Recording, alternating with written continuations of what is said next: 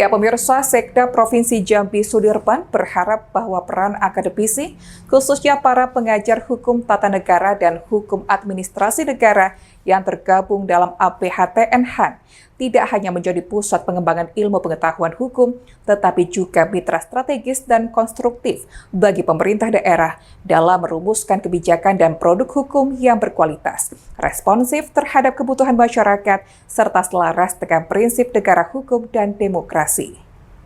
Sekda Provinsi Jambi Sudirman menghadiri sekaligus menyaksikan pelantikan Asosiasi Pengajar Hukum Tata Negara dan Hukum Administrasi Negara APHTN-HAN Jambi periode 2025 hingga 2030 yang digelar di Auditorium Rumah Dinas Gubernur Jambi, Sabtu 24 Januari 2026. Pelantikan dipimpin langsung oleh Sekjen APHTN-HAN Bayu Dwi Anggono. Acara ini juga dirangkaikan dengan seminar nasional bertema tantangan dan peluang pembentukan produk hukum daerah di era digital.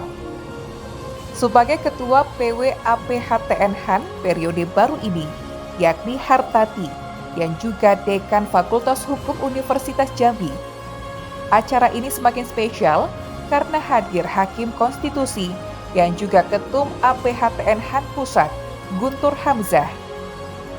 Dalam sambutannya, Sekda Sudirman menyampaikan selamat dan sukses kepada seluruh pengurus wilayah APHTN-HAN Provinsi Jambi yang telah dilantik. Amanah ini menjadi tanggung jawab moral dan intelektual untuk terus mengembangkan keilmuan hukum tata negara dan hukum administrasi negara, sekaligus juga memberikan kontribusi nyata bagi penguatan tata kelola pemerintahan dan pembangunan hukum di daerah. Kita memberikan dukungan, memberikan apresiasi atas terselenggaranya kegiatan ini. Mudah-mudahan para dosen-dosen dari HTN-HAN ini bisa memberikan kontribusi nyata bagi pemerintah Provinsi Jambi, teramat khusus misalnya yang berkorelasi dengan perancangan peraturan perundang-undangan, ya, karena memang di daerah ini minim sekali sumber daya manusia yang memiliki kompetensi dalam merancang peraturan perundang-undangan. Mudah-mudahan nanti dari APHTN-HAN juga bisa memberikan kontribusi itu. Terus yang kedua, kita juga menyampaikan bahwa produk-produk hukum di daerah ini juga perlu supporting, perlu dukungan secara normatif ya dari para perguruan tinggi, terutama para dosen-dosen HTN-HAN ini. Karena memang secara normatif itu seringkali juga berbeda dalam aplikasinya, dalam implementasinya.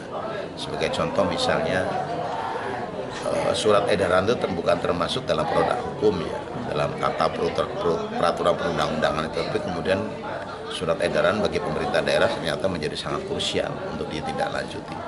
Ini juga bagian dari kontribusi kondisi real di provinsi yang bisa nanti diramu oleh para tenaga pengajar HTN-HAN dalam bentuk regulasi.